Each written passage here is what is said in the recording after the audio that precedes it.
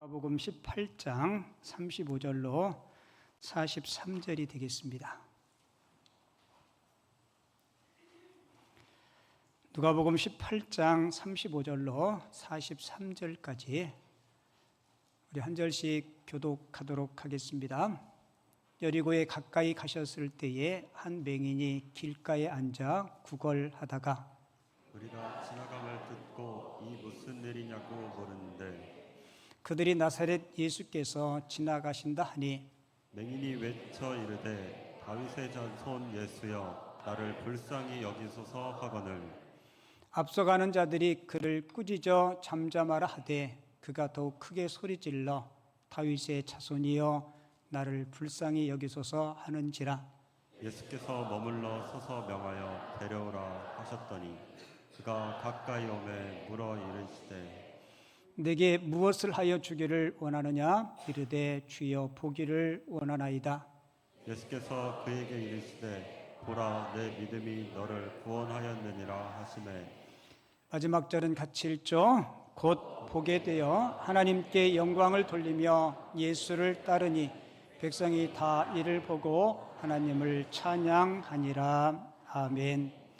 읽은 본문 말씀을 가지고 제목 같이 읽습니다. 시작. 간절한 믿음, 예수님을 멈추다. 한 번 더 읽습니다. 간절한 믿음, 예수님을 멈추다. 예수님의 발걸음을 멈추게 한 게 뭐라고요? 네, 간절한 믿음이 우리 예수님의 발걸음을 멈췄다라고 이야기하죠. 시인 중에 정채목이라는 시인이 만남이라는 시를 썼는데요. 되게 짧은 시인데 제가 한번 읽어드릴게요. 사람은 누구를 만나느냐에 따라 그의 인생이 달라진다. 같이 읽을게요. 좋은 만남은 그 인생을 꽃 피우게 하고 나쁜 만남은 그 인생을 시들게 한다. 우리가 살아온 인생의 경험을 통해서 보면 우리 인생의 축복 가운데 가장 귀한 축복 중에 하나가 만남의 축복 같습니다. 여러분, 왜 만남이 그렇게 중요한 축복일까요?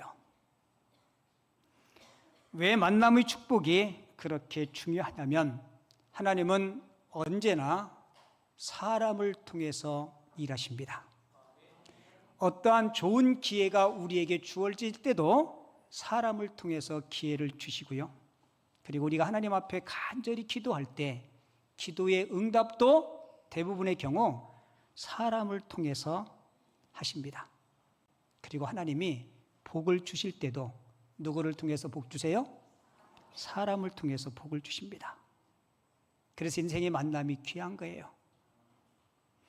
여러분, 이 만남이 우리 인생을 행복하게도 하고 우리 인생을 불행하게도 만들 수 있습니다.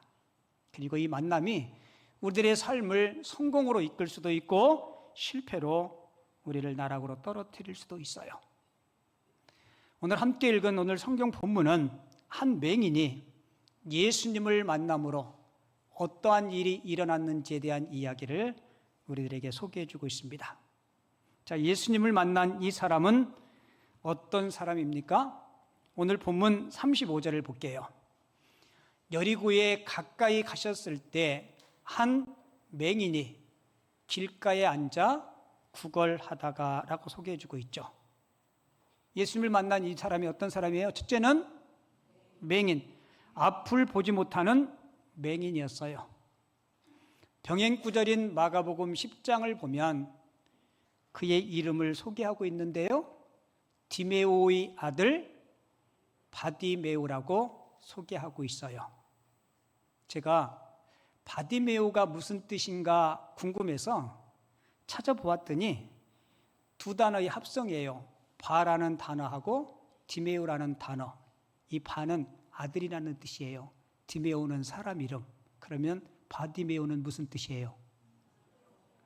디메오의 아들이라는 뜻이에요. 그러니까 이 아들은, 이 맹인은 자기 이름이 없이 그냥 뭐라고 불러져요? 디메오의 아들. 그걸 뭐라고 얘기해요? 바디메오. 이렇게 불려지는 맹인이에요.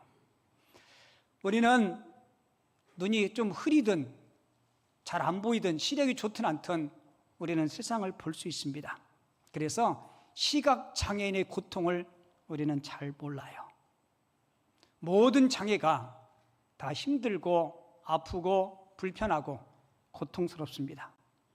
그런데 장애인 중에 시각장애는 어쩌면 모든 장애인 중에 가장 큰 장애가 아닐까라는 생각이 들어요. 그래서 이런 얘기하죠. 앞을 보지 못하는 삶이 얼마나 고통스러운지, 여러분, 사람이 죽었을 때 하는 말이 있어요. 눈 감았다. 그 말 써요, 안 써요?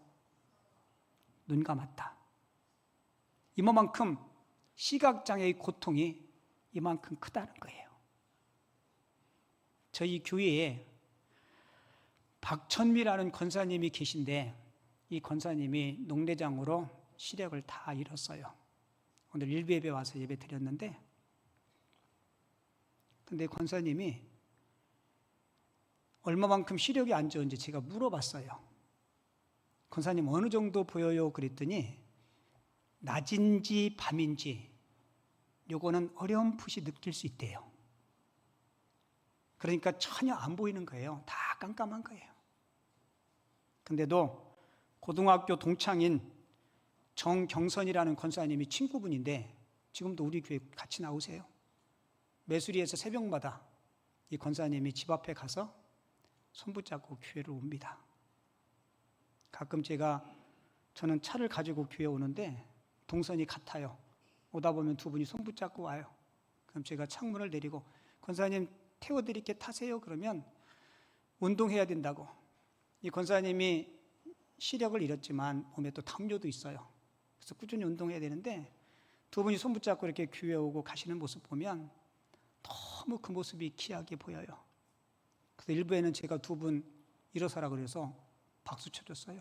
박수 받을 만하죠? 예.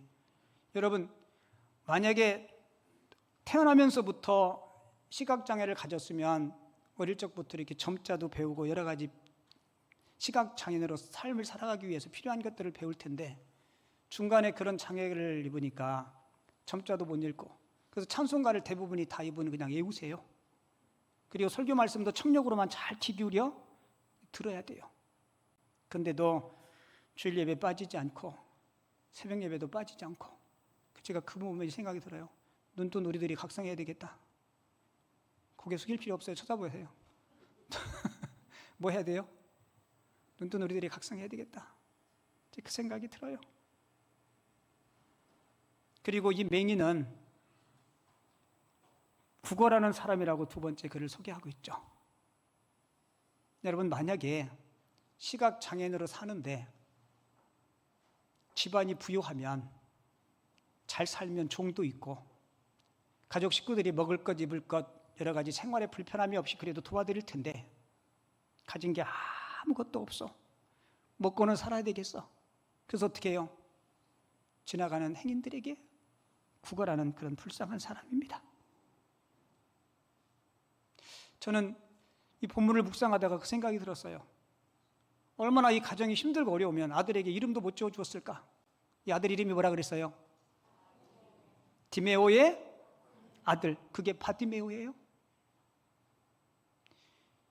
이런 불쌍하고 처량하고 소망이 없는 이 불쌍한 거지 맹인.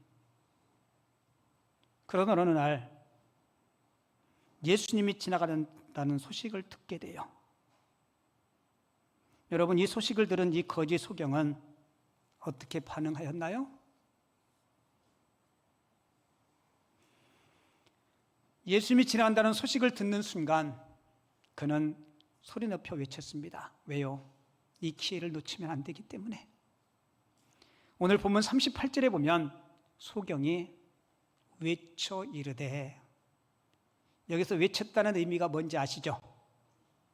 외쳐 이르되, 다윗의 자손 예수여 나를 불쌍히 여기소서. 여러분, 지금 예수님이 여리고라는 마을을 지나가고 계세요. 여리고라는 마을을 통과해서 예수님은 지금 어디 가시냐면 예루살렘을 올라가고 계세요. 왜요? 인류의 죄를 대속하시기 위해서 십자가를 지시기 위해서 예루살렘에 오르고 계십니다. 그러니까 우리 예수님께서 걷고 있는 이 길은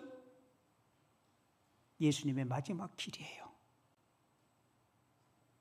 바디메오는 두 번 다시 예수님을 만날 수 있는 기회를 놓치면 안 되겠다라는 생각이 있어서 그는 큰 소리로 간절함으로 부르짖습니다. 오늘 누가복음 18장과 병행 구절인 마가복음 10장 46절에 보면 거기는 좀 다르게 표현하고 있는데요. 이렇게 기록하고 있어요. 예수님께서 여리고에서 나가실 때라고 기록하고 있어요. 마가복음 10장에 보면. 그러니까 예수님이 여리고에 들어오시고 이제 여리고라는 마을을 마지막으로 빠져나가는 그 시점에 이 거지 없고 맹인이었던 바디메오가 부르짖는 겁니다. 여러분, 성공적인 인생을 사는 사람의 특징은요, 자신에게 주어진 기회를 놓치지 않는 사람입니다. 제가 앞에 읽을 테니까 여러분들이 뒤를 읽으세요. 성공적인 인생을 사는 사람의 특징은 자신에게 주어진 기회를 놓치지 않는 사람들입니다. 여러분, 기회는 항상 주어지는 게 아닙니다. 기회가 항상 주어진다면 실패할 사람은 없을 거예요. 여러분, 기회는 어느 순간 지나가 버리는 것입니다. 그래서 그리스 로마 격언에 보면 기회는요, 앞에는 머리숱이 많은데 뒤에는 대머리래요. 그러니까 기회는 왔을 때 잡아야 됩니다. 지나고 나면 잡을 수가 없어요. 그래서 사도 바울은 고린도후서 6장 2절에서 보라, 지금은 은혜 받을 만한 때요. 보라, 지금은 구원의 날이로다. 제가 힘주어 읽은 단어가 뭐예요? 지금은 은혜 받을 만한 때요, 지금은 구원의 날이로다.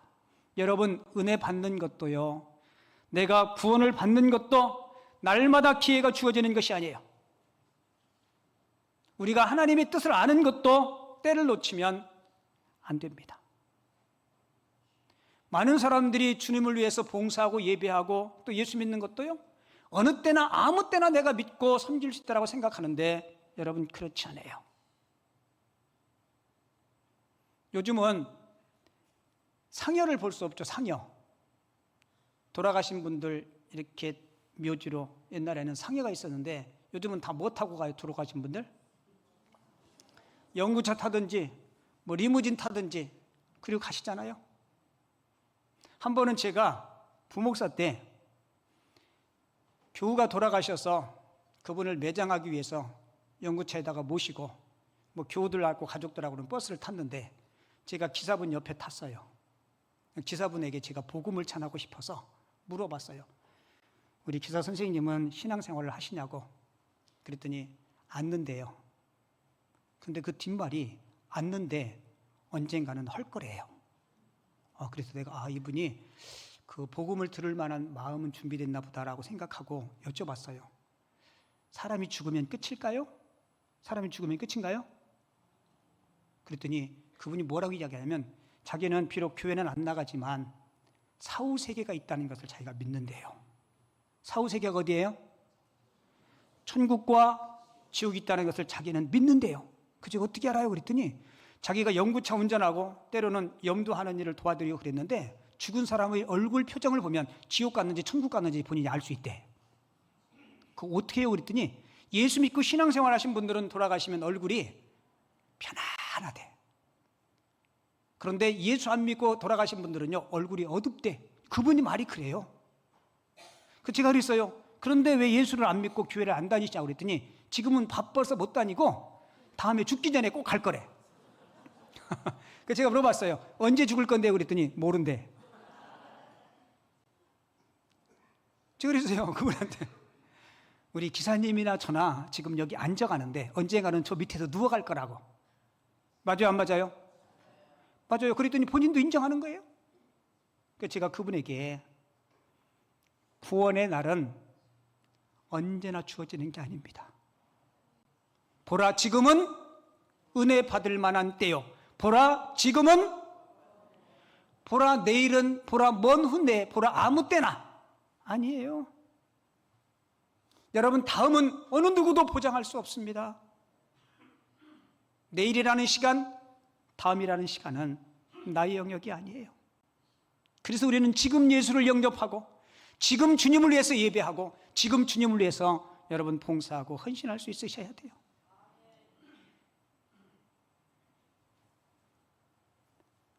아까 우리 성가대 찬양한 찬양의 가사 중에 내가 보고 들을 수 있음에, 내가 찬양할 수 있음에, 내가 얘기할 수 있음에, 이게 축복이라는 가사가 있었어요. 기억나죠? 난다라고 빨리 하세요. 기억나죠? 우리 성가대 기억나죠? 불렀는데 기억도 안 나면 사람도 아니지. 내가 지금 찬양할 수 있음에 감사하고, 내가 지금 예배할 수 있음에 감사하고, 내가 지금 보고 들을 수 있음에 감사하고. 여러분, 이 맹인의 소원이 뭐예요? 여러분들의 소원은 뭐예요? 소원 다 성취했으니까 없네. 여러분, 나사렛 예수가 지나다는 소식을 듣고 이 맹인이 소리 높여 외칩니다. 근데 재밌는 게 37절, 38절 볼게요. 예수님께서 여리고를 지나가실 때 주변에 있는 사람들이 그 맹인에게 이렇게 이야기해요. 나사렛 예수가 지나가신다 하니 이 맹인은 소경이 외쳐 이르되 다윗의 자손 예수여 나를 불쌍히 여기소서. 여러분, 사람들은 지금 누가 지나간다고 이야기해요? 그죠? 그럼 보편적으로 뭐라고 외쳐야 돼요? 나사렛 예수여 나를 불쌍히 여겨달라고 외쳐야 되잖아요. 그죠? 아니, 앞도 못 보는 사람이, 그런데 이 맹인은 뭐라고 외치냐면 누가 가르쳐주지도 않았는데 다윗의 자손 예수여 나를 불쌍히 여겨달라고 이야기해요. 여러분, 나사렛 예수와 다윗의 자손 예수의 차이점이 뭘까요? 여러분, 다윗의 자손 예수는 구약의 선지자들이 구약 성경을 통해서 그렇게 예언한 메시아, 우리의 구원주가 누구를 통해서 와요? 다윗의 후손으로 오시잖아요. 그러니까 이 맹인이 외친 다윗의 자손 예수여, 이 고백은 예수님은 나의 구원주시고 나의 메시아이십니다. 여러분, 나사렛 예수하고 차원이 다른 고백이에요. 나사렛은요, 좀 지금으로 이야기하면 조금 떨어지는 도시, 서울에 가면 제일 못 사는 동네가 오류동이래요. 뭔 얘기인지 못 알아들으셔. 삼류도 아니고 오류. 집에 가셔서 생각해 보셔요. 웃는 분한테 물어보세요. 여러분, 한 번도 예수님을 만나본 적이 없는 이 맹인. 그런데 어떻게 이 맹인이 나사렛 예수라는 이야기를 듣고 다윗의 자손 예수야라고 고백했을까요? 비록 볼 수는 없지만 들을 수 있는 청력은 어느 누구보다 발달했어요. 국어를 하면서 오가는 사람들에게 이런저런 이야기 들었을 거예요. 그죠? 그 중에 이 맹인의 귀를 벌쩍 뜨게 하는 그 소문을 들었어요. 뭘까요? 예수님이라는 분이, 다윗의 자손 예수가 자기와 똑같은 맹인의 눈을 뜨게 했다는 이야기를 들은 거예요. 다른 이야기들은 다 까먹었지만 그 이야기는 귀가 번쩍 뜨이는 거예요. 그런데 만나보고 싶어도 만나뵐 수가 없어요. 도와주는 사람이 없어요. 그러던 차에 예수님께서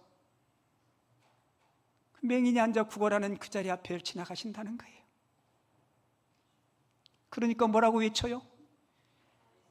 어쩌면 예수님의 그 마지막 길, 두 번 다시 올 수 없는 그 기회, 여러분, 이 맹인은 이 기회를 놓칠 수가 없어요. 그리고 외칩니다. 자, 여러분들이 맹인의 입장에서 한번 외쳐볼게요. 시작.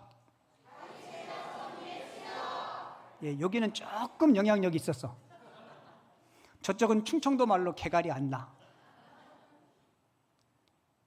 아마 내가 부르짖을 수 있는 최고 높이의 옥탑으로, 가장 최고의 음량으로 분명히 그렇게 외쳤을 거예요. 여러분, 이 맹인이 다윗의 자손 예수가 나사렛 예수가 메시아 우리의 구원주라는 사실을 믿고 있는 또 한 가지 증거가 있어요. 주님이 내가 너에게 무엇하여 주기를 원하느냐 물을 때 오늘 본문 41절에 보면 주여 보기를 원하나이다 라고 대답해요. 자, 여러분 한번 잘 생각해 보세요. 내게 말씀하시는 분이 어떤 분이신지를 모르면 그분한테 내가 보기를 원합니다 라고 말할 수 없어요. 내게 질문하시는 분이 누구냐에 따라서 대답이 달라집니다. 한번 생각해 보세요. 만약에 제가 그 망인 앞에 섰어요. 망인이 아니고 맹인. 누군가가 그 맹인에게 저를 소개했어요. 김포 남현교회 담임 목사인 송영환 목사님입니다. 제가 그분 앞에 딱 서서 제가 무엇을 도와드릴까요? 제가 어떻게 해드릴까요? 그런데 그 맹인이 저한테 제가 보기를 원하나이다. 그렇게 하겠어요? 안 하겠어요? 그렇게 못하죠. 왜요? 저는 그분을 눈을 뜨게 할 수 있는 능력이 제게는 없어요. 그런데 질문하시는 그분이 메시아 하나님이라는 사실을 알기 때문에 자신에게 내가 내게 무엇 주기를 원하느냐? 그분은 전능하신 하나님 메시아라는 사실을 알기 때문에 주여 내가 보기를 원하나이다 라고 자기 소원을 고백하는 거예요. 질문하는 자가 누구인지를 알 때 그 질문에 대한 답을 우리가 알 수 있는 거예요. 전에요, 지금은 이사 가셨는데 저희 교회 여자 성도님 한 분이 집에 딸이 하나 있었는데 둘째를 가졌어요. 둘째는 아들이었으면 참 좋겠다. 그리고 하나님 아들 주세요. 그렇게 기도했는데 임신했어요. 몇 주가 지나고 병원에 가서 의사한테 물어봤더니 둘째도 딸이래. 눈물이 막 글썽글썽해서 주일날 저를 찾아와가지고 저한테 기도해달래. 제가 잠시 하나님 될 뻔했어요. 그래서 제가 그랬어요. 내가 뱃속에 있는 아이를, 딸 아이를 아들로 바꾸는 능력이 내게 있으면 내가 여기 있겠냐고. 저한테 그런 능력이 있어요, 없어요? 없어요. 내가 그분한테 하나님께서 선물로 주셨는데 비록 아들을 원했지만 딸을 주셨으면 그것이 하나님이 놀라운 섭리와 계획이 있을 거니까 사랑하고. 뱃속에 있는 딸이 그 얘기 들으면 기분 좋아요, 안 좋아요? 나 같으면 탈출할 것 같아. 아니 입장 바꿔놓고 생각해보라고. 뱃속에 있는 그 딸이 그 얘기 들으면 기분 좋겠냐고. 기분 나쁘죠, 그죠? 그랬더니 막 발길로 차는 것 같대. 여러분, 이 맹인은 내 인생의 문제를 해결해 줄 수 있는 분임을 믿었어요. 알았습니다. 여러분이 알고 계신 주님은 어떤 분이세요? 흔히 세상 사람들은 4대 성인 군자 중에 한 사람을 이야기하는데 아니요, 우리가 알고 있는 주님은, 여러분 꼭 기억하세요, 내 인생의 문제를 해결해 줄 수 있는 전지전능하신 주님이심을 믿으시기 바랍니다. 그분이 우리가 믿는 하나님이세요. 여러분, 이 맹인의 외침에, 이 맹인의 위대한 신앙 고백에 우리 주님께서 발걸음을 멈추십니다. 오늘 보면 40절 볼까요? 예수께서 머물러 서서 명하여 데려오라 하셨더니 그가 가까이 오매 물어 이르시되라고 이야기하죠. 예수님이 왜 발걸음을 멈췄어요? 이 맹인의 간절한 부르짖음, 그 부르짖음에는 뭐가 포함되어 있어요? 이 맹인의 신앙 고백이 포함되어 있습니다. 예수님께서 가던 발걸음을 멈춘 거예요. 여러분 꼭 기억하세요. 우리 주님은 우리의 작은 신음에도 귀 기울이는 분이심을 꼭 기억하시기 바랍니다. 주님, 내가 너무 아파요. 내가 너무 외로워요. 내가 너무 힘들어요. 주님이 도움이 없이는 나는 살 수 없어요. 여러분이 간절한 이 거지 맹인의 부르짖음을 들어주신 그 주님이 저와 여러분들의 간절한 기도에 기쁨으로 응답해 주실 줄을 믿습니다. 그 맹인 앞에 서서 41절에 보면 내게 무엇하여 주기를 원하느냐. 여러분 생각해 보세요. 주님은 그 맹인의 소원을 모르실까요? 알아요. 그런데도 또 물어요. 알면서도 물어요. 내가 내게 무엇하여 주기를 원하느냐. 여러분 왜 물었을까요? 이 맹인의 간절한 믿음의 소원을 다시 한번 불러일으키기 위해서 주님께서 태물으신 겁니다. 이 성경 본문 이야기 우리 다 알아요. 많이 읽어서 알아요. 근데 제가 이번 설교 준비하다가 갑자기 이런 생각이 들었어요. 이 맹인이, 디메유 아들 맹인이 날 때부터 맹인이었을까? 아니면 중간에 맹인이 되었을까? 여러분 정황적으로 보면 어떤 것 같아요? 날 때부터 맹인이었던 것 같죠, 그죠? 그러니까 이름도 안 지어주고 그냥 디메오의 아들 바디메오. 근데 제가 성경을 묵상하다가 아주 놀라운 거 하나를 찾았어요. 신약 성경을 기록한 헬라어 원문에 보니까 이 소경이 내가 내게 무엇하여 줄까라고 이야기할 때 이 소원이 이렇게 고백해요. 주님, 내가 다시 보기를 원합니다. 뭐 하기를요? 내가 이 목을 읽고 막 소름이 돋아요. 그러니까 선천적이에요, 후천적이에요? 후천적이에요. 어떤 질병이나 어떤 사고 때문에 시력을 잃은 거예요. 주님, 내가 다시 보기를 원합니다.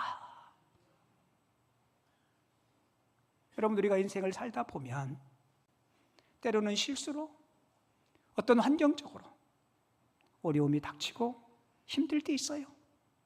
그때 여러분 주님 앞에 꼭 이렇게 고백하세요. 주님, 다시 뭐라고요? 다시 보기를 원합니다.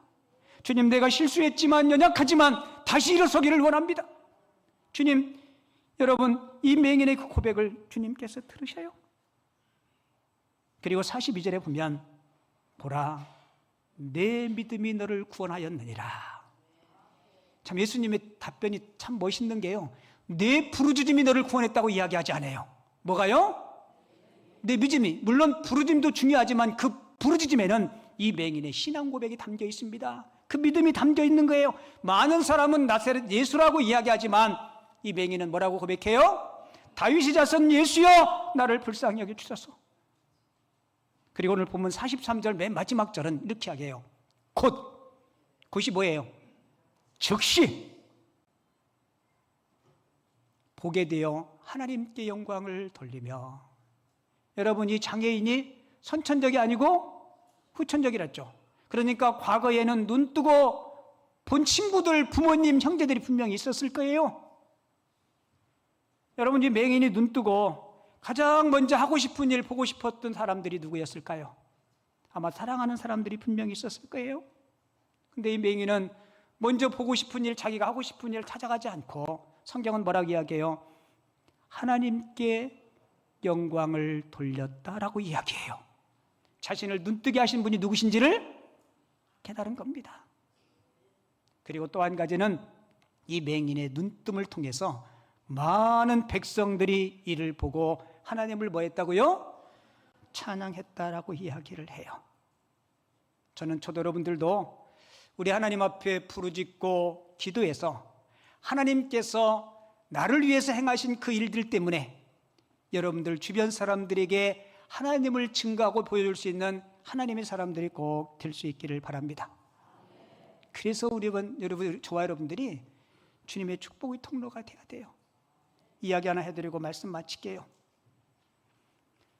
어느 분이 이사를 했어요. 예수 잘 믿는 교인이었는데요, 이사를 급하게 하다 보니까 이사 가서 섬겨야 될 교회를 정하지 못한 거예요.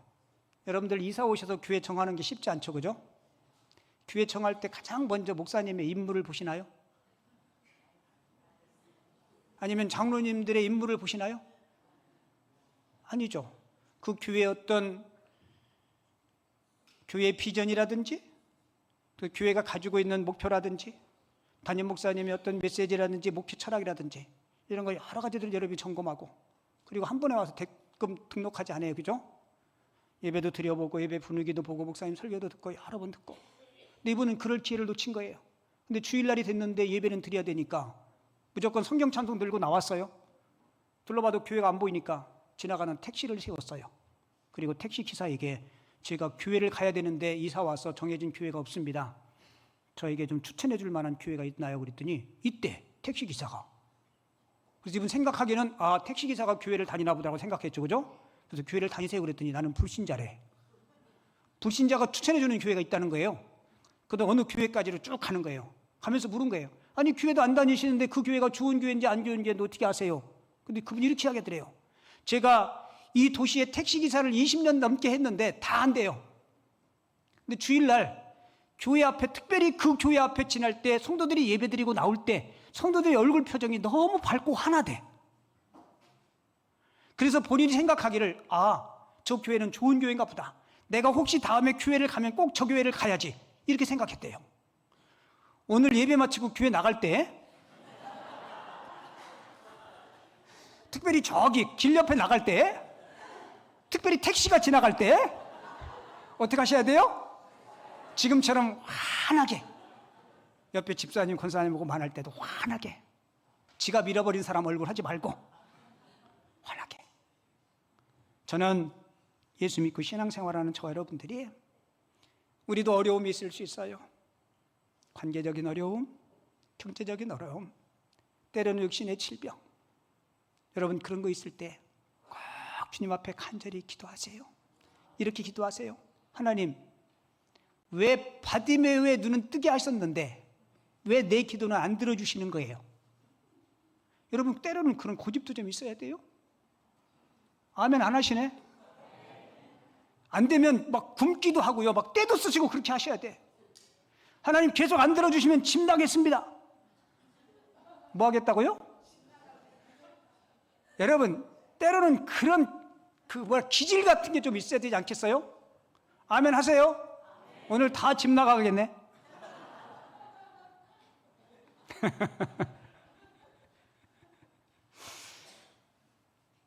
여러분 내 자존심 다 내려놓고 바디메오가 부끄러워서 창피해서 사람들 시선을 의심했다면 그거 하겠어요? 그 하나님 앞에 간절히 부르짖을 때 가던 발걸음을 멈추시고 그 디메오의 아들 바디메오를 고쳐주신 그 주님이 저와 여러분들의 주님 되심을 꼭 기억하시기 바랍니다. 오늘 제가 준비한 찬양이 있는데요. 오늘 말씀 생각하면서 이 찬양 같이 한번 부르고 기도하고 제가 축도하고 마치도록 하겠습니다. 은혜 아니면 살아갈